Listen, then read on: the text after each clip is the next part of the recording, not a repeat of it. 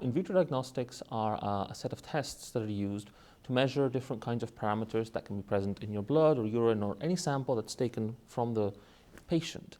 And the purpose of IVDs is always to collect information that can then be used to make a medical decision on whether or not to take a therapy or make a preventive treatment or take any action that can benefit the health of that patient in question.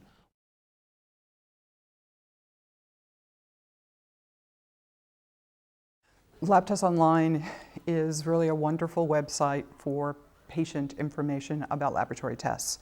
It was originally developed by laboratorians to provide very simple, accurate information that can help a patient have a better dialogue with their physician, to have more knowledge of what's happening when they give a blood sample when they go to the physician's laboratory.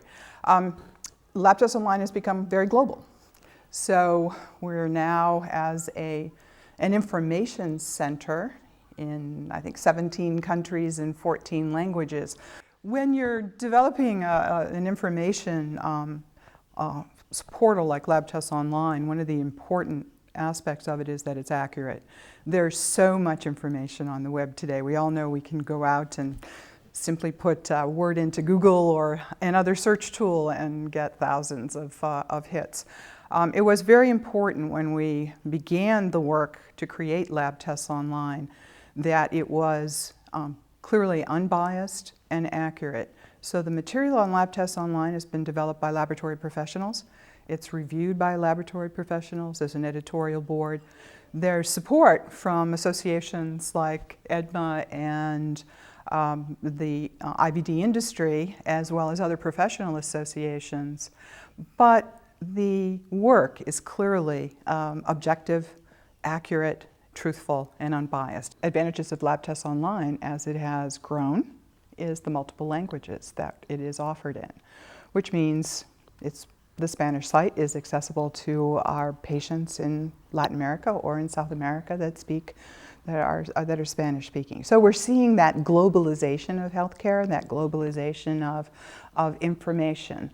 Even though there are subtleties and differences in terms of medical practice in each country, as the site or the family of sites, and I think that's what's important to think of Lab Tests Online really as a family of sites now across 17 countries and still growing, and 14 languages, so it creates that community where people can come together and get information. So we are seeing that crosstalk based on language as we look at the statistics for Lab Tests Online.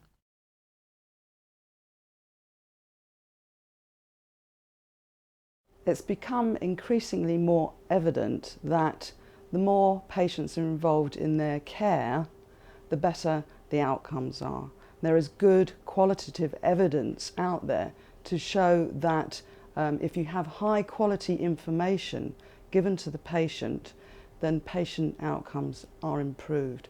And certainly as a result of that, both in the UK and other countries in Europe, there is a move to empower patients. And the best way to empower patients is to give them highly reliable information. I think Lab Tests Online is a fantastic example of where you can empower patients to look after their own health. I'll give you an example. I do outpatient clinics where I see up to 35 patients in an afternoon.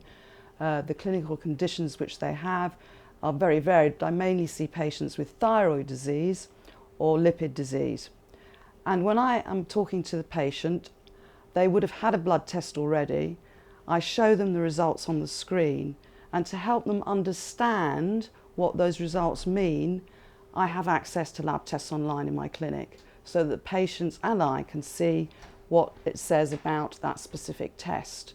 Similarly, I would advise the patients for some more complex tests to go home and go to the website, and I will briefly explain what the results mean, but they have time at their own home to actually understand those tests. Internationally, we have now come of an age where us in the medical profession realise that we have to empower patients to improve patient outcome.